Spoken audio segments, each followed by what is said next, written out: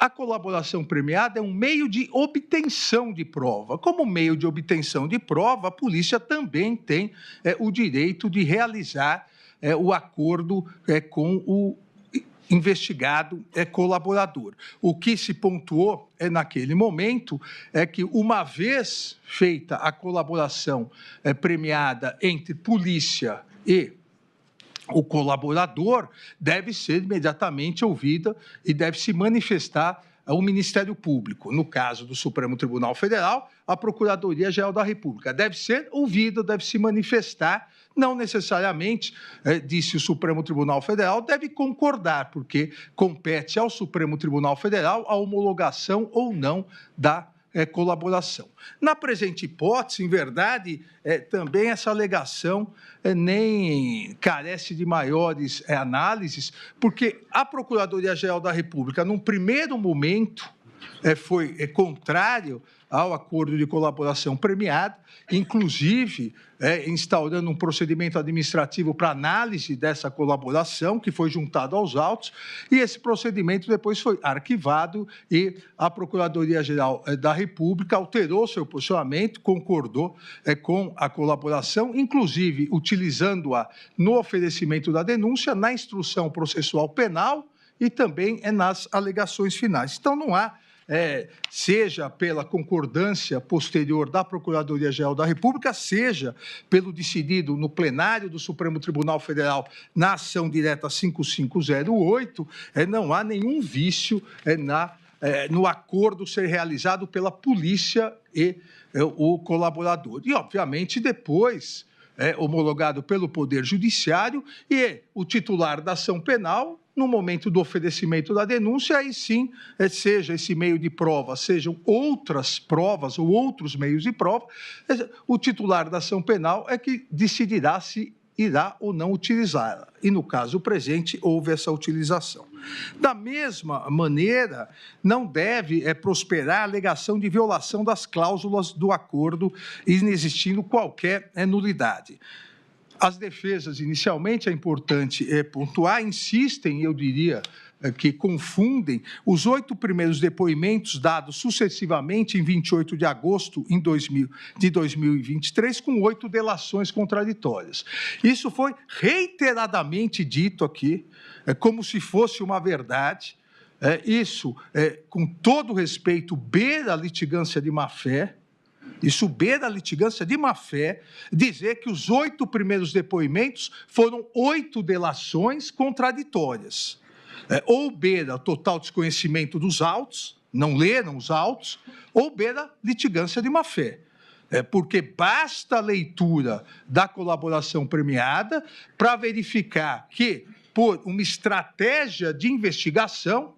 essa estratégia pode ser mais correta ou menos correta, mas por uma estratégia de investigação, a Polícia Federal resolveu, ao invés de um grande depoimento único no dia 28 de agosto de 2023, resolveu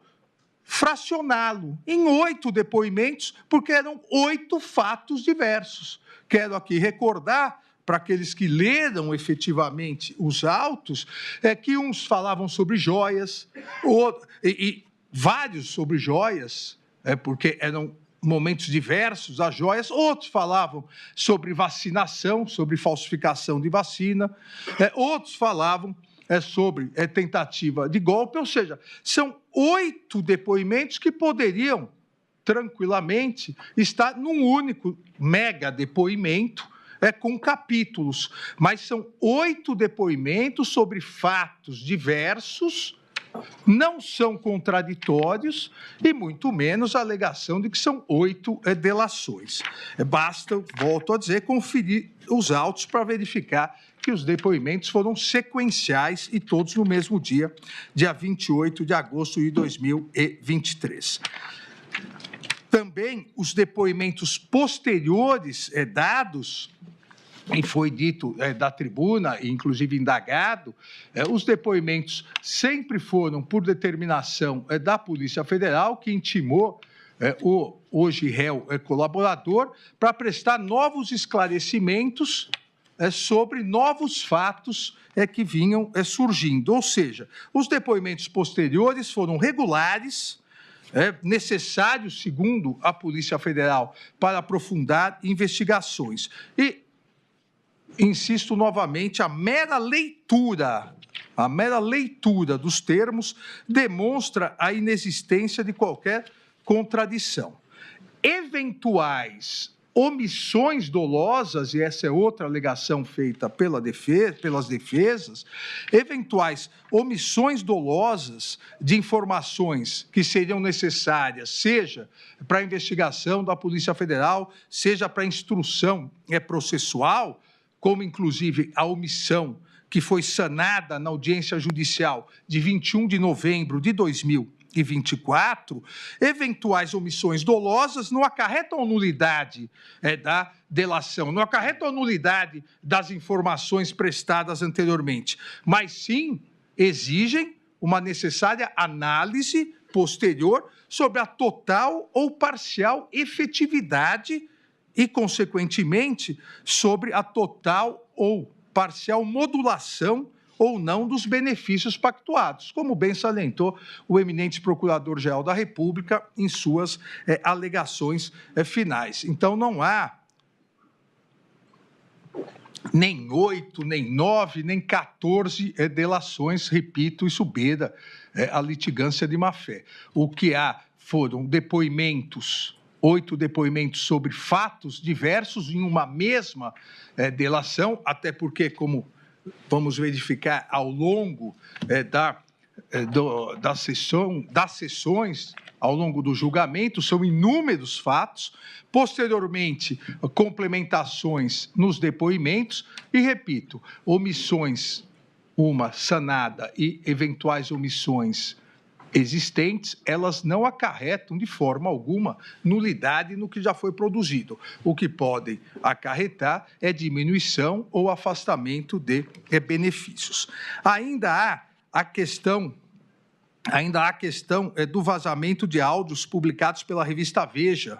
e o suposto uso do perfil @Gabriela702 na plataforma Instagram, que não afetam absolutamente nada as informações fornecidas pelo réu colaborador, nem tampouco acarretaram qualquer prejuízo às defesas. E mais, a veracidade dessas alegações ainda está sendo objeto de investigação no inquérito 5005, inclusive, repito, para comprovação da veracidade ou não desses fatos, que não acarretaram nenhum prejuízo à defesa, uma vez que a defesa pôde, como nós vimos, seja nas alegações finais, seja nas sustentações orais, teve total possibilidade de impugnar ponto por ponto o que foi dito nas delações. Assim, eu afasto todas as alegações de nulidade apresentadas em relação à colaboração premiada e mantenho a plena validade e regularidade da colaboração premiada, cuja eficácia, por ser um meio de obtenção de prova, eficácia total, parcial e, consequentemente, os benefícios a serem concedidos, isso será analisado no mérito da presente ação penal.